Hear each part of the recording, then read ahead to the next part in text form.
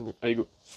Salut les mecs, aujourd'hui nouvelle vidéo où je vais vous présenter pourquoi faire du contenu seulement esthétique et c'est un problème. Alors quand je parle de contenu esthétique, c'est-à-dire que tu prends ta caméra, tu fais des b-roll, donc des vidéos de 6 secondes dans un cadre assez beau, où tu dis il faut pas manger des fibres, il faut pas manger de végétaux, la viande rouge ne donne pas le cancer. En gros purement de l'esthétisme, qu'est-ce qui est beau à voir, un peu, on peut aussi appeler ça un contenu Pinterest. D'ailleurs pour cette vidéo je suis avec Noah J, mon meilleur ami, mon Salut à pote. tous. Il s'appelle aussi Noah, on est deux Noah, on est l'entité Noah. Et vous pouvez le retrouver sur Instagram, donc sur Noah J, il a repris le contenu un certain temps. Mais ce qui est bien, c'est qu'il a une bonne expérience sur le Bonjour. sujet du contenu. Et il pourra vous partager son expérience et surtout dire, en plus de moi, pourquoi faire que de l'esthétique, ça n'amène rien du tout, que ce soit le succès, la communauté, les revenus, la liberté et une personal brand. Donc ta marque personnelle, devenir une personne en gros. Et donc je te laisse raconter un peu ton expérience, que tu as posté quand même 200 vidéos à ce jour, 200 voire même 300. Ouais, 200, 200. Voilà, donc je pense que tu as pas mal de choses à nous apporter, donc vas-y, je t'en prie. Alors moi, il faut savoir que je me suis lancé il y a à peu près un an sur les réseaux. Donc j'ai commencé en avril-mai 2025.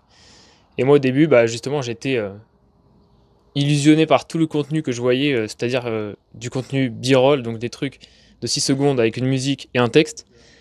Et combiné à ça, j'avais une approche qui était très dogmatique en nutrition. Donc le fait de pas manger de fibres, etc., d'être à l'époque, on avait même une approche carnivore cétogène. On était dans cette vision-là de la santé qui était très bridée en une vision.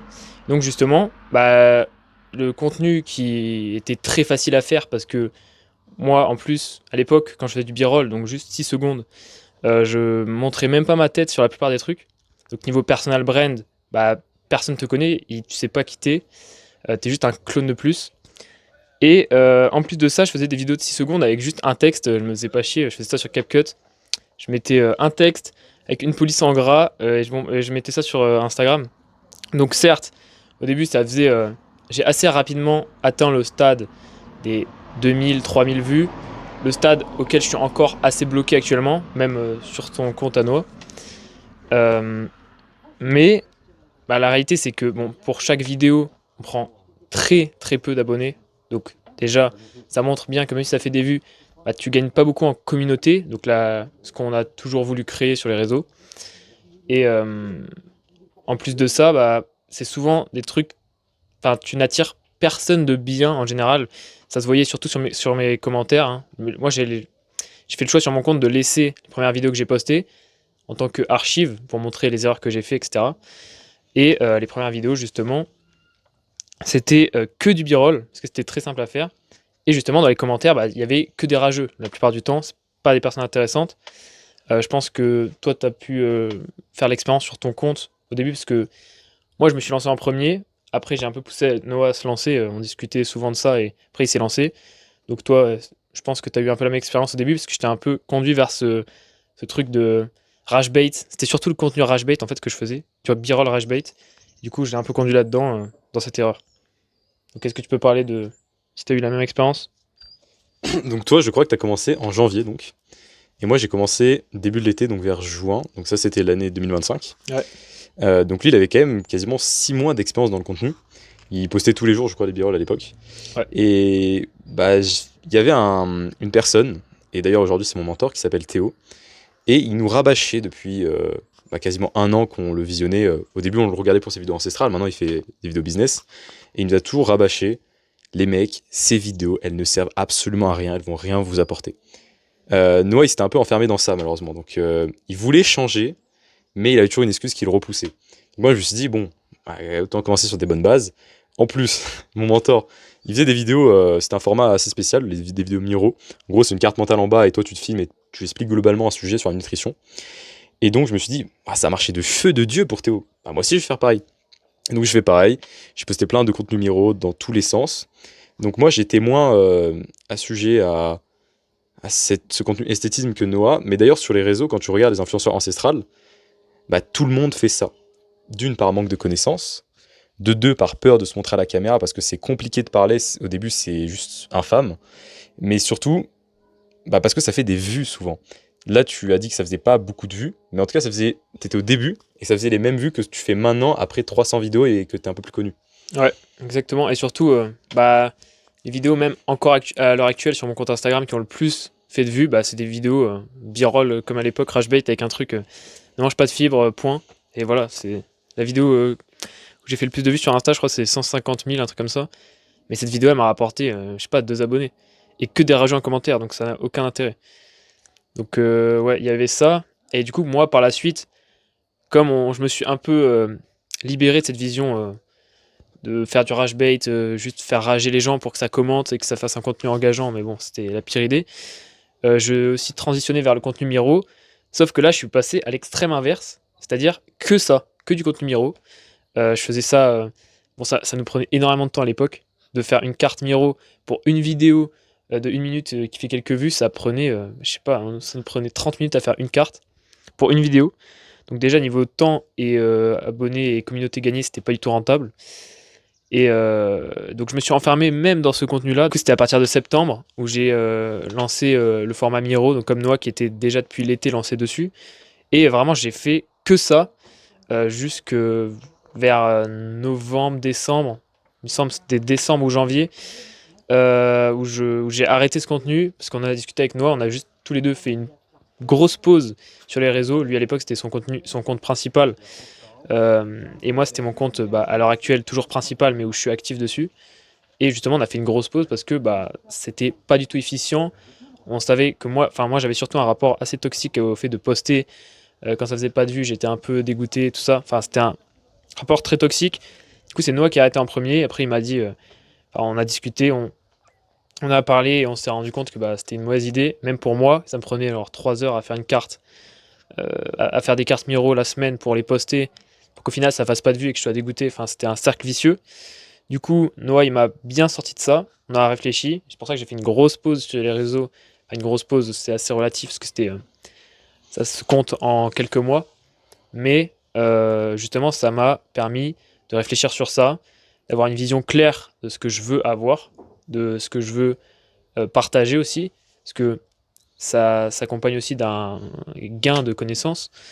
Et justement, bah, c'est pour ça que depuis un mois ou un peu moins d'un mois, là, je suis plus actif sur les réseaux sociaux avec du contenu qui n'est pas encore au meilleur de ce que je veux produire, mais qui s'en rapproche. Et ça se passe aussi avec plus de vidéos comme ça, justement, où bah, on apprend à mieux s'exprimer et justement pour, in fine, faire du meilleur contenu sur les réseaux. Ouais, ça c'est clair. Alors moi déjà, je trouve que ton contenu il est très très bien et il fait un contenu d'une extrême qualité. Il passe pas mal de temps aussi sur certains contenus et pourtant il fait quand même pas de vues sur les vidéos où il passe le plus de temps.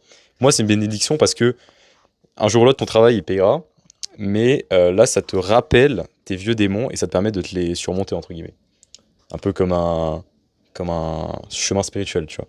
Et d'ailleurs, si on revient sur les miros, tu t'étais enfermé dans les b-rolls qui étaient simples à faire parce que ça faisait des vues, mais tu t'es aussi enfermé dans les miros parce que bah, tu avais bien ancré l'idée que Théo nous avait donnée, qui est bah, les b-rolls ça nous amène rien du tout. Surtout qu'à l'époque, bah, on faisait absolument zéro argent. Donc la seule manière d'être libre financièrement, on voulait pas gagner des millions d'euros, mais la seule manière d'être libre, bah, c'était de vivre de notre passion. Et quand tu as quelqu'un qui est expérimenté et qui fait de l'argent, qui te dit que ce n'est pas possible, bah forcément tu te dis dans la tête, bah, je vais plus du tout faire ça. Donc forcément tu te mets dans Miro. Miro, au début c'était inconfortable, il a passé ce moment inconfortable, mais quand il était dans le confort parce qu'il savait faire, bah même là il n'a pas voulu sortir de ce format. Et moi aussi d'ailleurs. Un peu par défaut, je me suis dit, bon, j'ai toujours fait que des Miro, bah pourquoi je ferais d'autres choses, tu vois. Surtout que j'avais des Miro qui avaient fait sur Instagram des 15 000 vues par exemple, et sur TikTok des 100 000 vues. Donc je me suis dit, bah, ça marche, il faut juste que je truste ça. Mais j'avais du mal. Donc en fait, la base de cette vidéo, c'était pourquoi le contenu esthétique est un problème. Mais finalement, je pense que le titre, ça va être pourquoi ton contenu reflète tes plus grandes peurs. Je pense vraiment le titre de la vidéo, ça va être ça parce que c'est super pertinent finalement d'avoir une vision qui est sur ça. Ouais. Et donc, quand on fait le constat de la niche ancestrale, bah forcément, ils font tout ça parce que ça fait des vues, parce que c'est simple. Et dans l'esprit commun, ils pensent que les vues, les abonnés égale argent. Et j'ai discuté avec la plupart des mecs hein, dans la niche ancestrale. Et ceux qui ont, on va dire, allez, plus de 5 000 abonnés qui font vraiment de l'argent, il y en a peut-être deux trois. Pas plus. La plupart des mecs qui ont des milliers d'abonnés, ils font absolument zéro argent. Ou ils ont peut-être un school à 2 balles, ou ils vont faire un SMIC.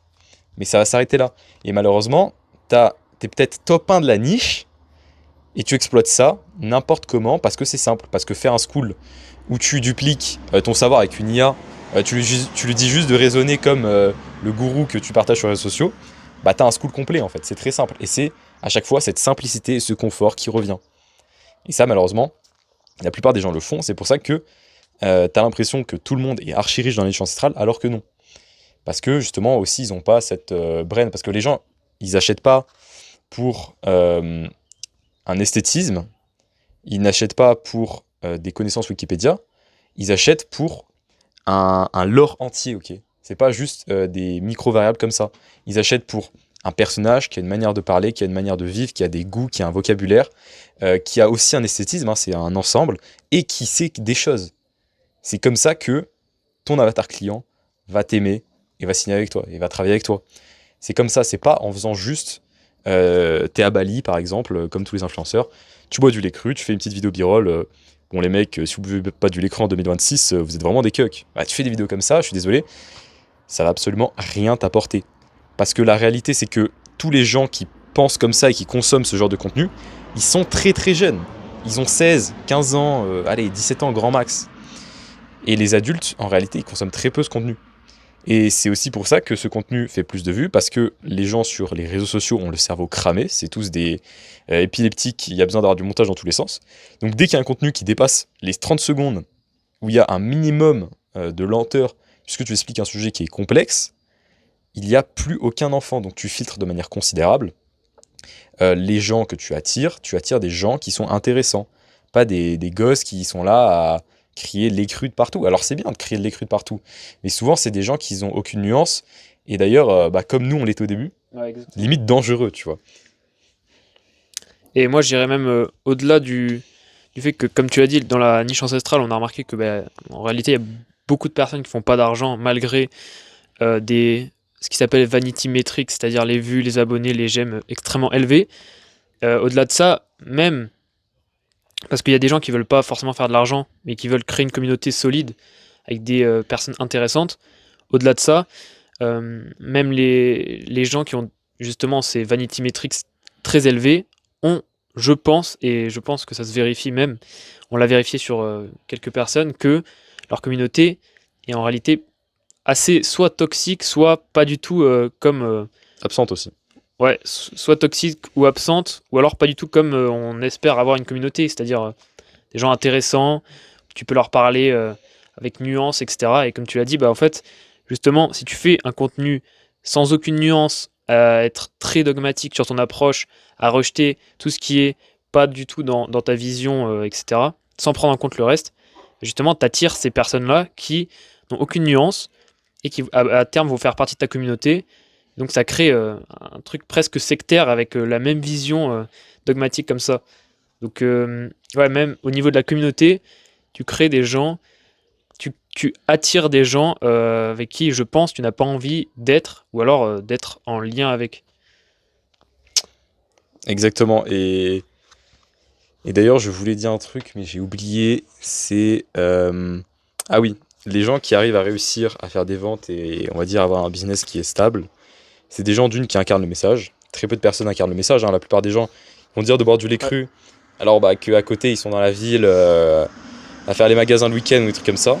Donc c'est des gens qui incarnent le message, qui sont compétents et pas dogmatiques, donc très individualisés dans leurs propos, même si ils s'appuient par exemple sur quelqu'un comme Ray Pitt, comme Ajonus, ils sont quand même très très nuancés dans leurs propos. Et pour finir, des gens qui ont une histoire à raconter, donc une brain, c'est des gens intéressants, c'est-à-dire c'est pas des bots que tu peux dupliquer à l'infini comme ça.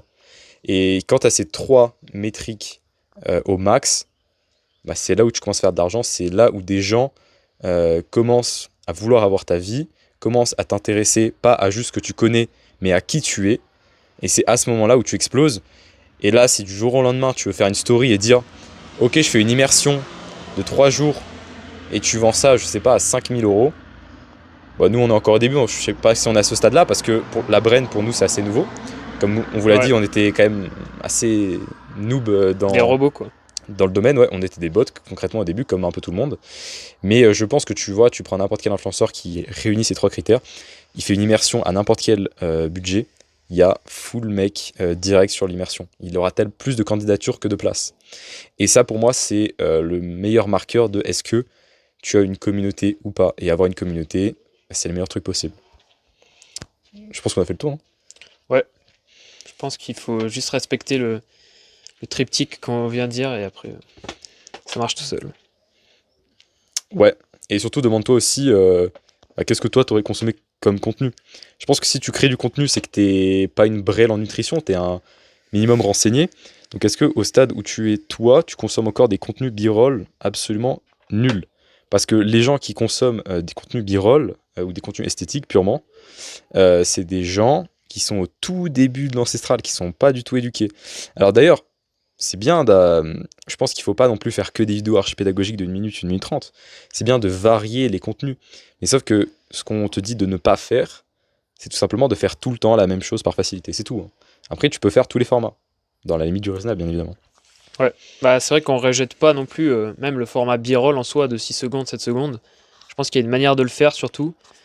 Et surtout, c'est même sûrement possible de faire un contenu b-roll intéressant avec même pas ta tête qui apparaît comme je faisais au début, mais avec justement une explication qui tient la route ou un truc qui a un sens et un intérêt, pas juste je veux faire des vues, je veux expliquer que le lait cru c'est bien.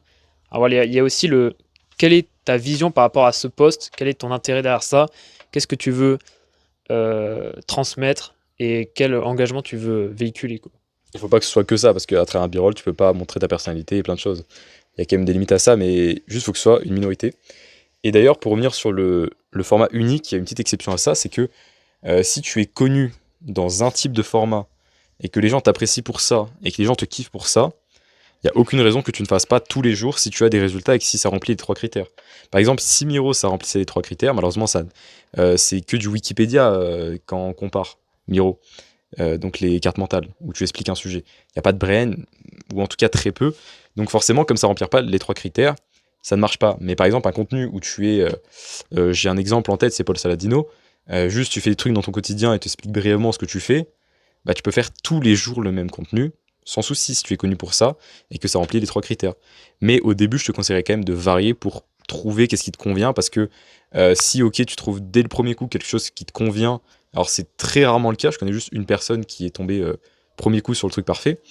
Dans ce cas-là, tu peux peut-être te fermer à plein d'autres horizons. Donc même si tu as trouvé un bon truc dès le départ, teste tous les contenus au moins une 30, soixantaine de fois, tous les types de formats, et vois ce qui te plaît, qu'est-ce qui marche, qu'est-ce qui respecte ses principes, etc.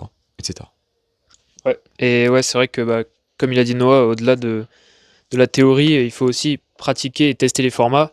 Nous, ce qui nous a amené à cette vision-là, c'est de se faire des contenus catastrophiques. Et justement, c'est bien de tester et de voir si ça marche ou ça marche pas. Et justement, ne pas s'attacher à ce que j'ai dit tout à l'heure, les vanity metrics, c'est-à-dire ne pas se dire ah, j'ai fait une vidéo où je dis que le lait cru c'est bien, elle a fait 200 000 vues. Et même si ça respecte le truc de communauté et que tu as gagné 200 abonnés, pose-toi toujours la question de est-ce que ça a vraiment un sens dans mon parcours?